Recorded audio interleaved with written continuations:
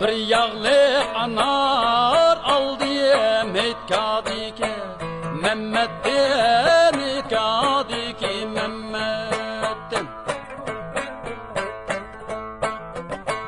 Bu köye kimden kalgan senin bilen mendekti senin bilen mendekten.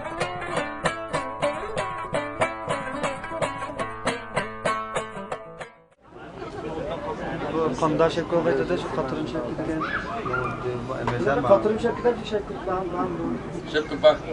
Hasi da katırım şekli diyen. Bana afkar görsem şunamız katırım şekil. Müşüm ha?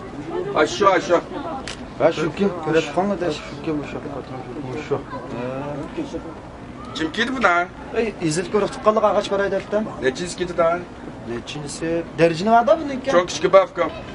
Sen boş ya maşallah. Boş ya ka.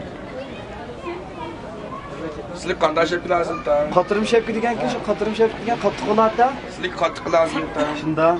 Ekersen kapı baştan yakaştan metre papır perzem sen.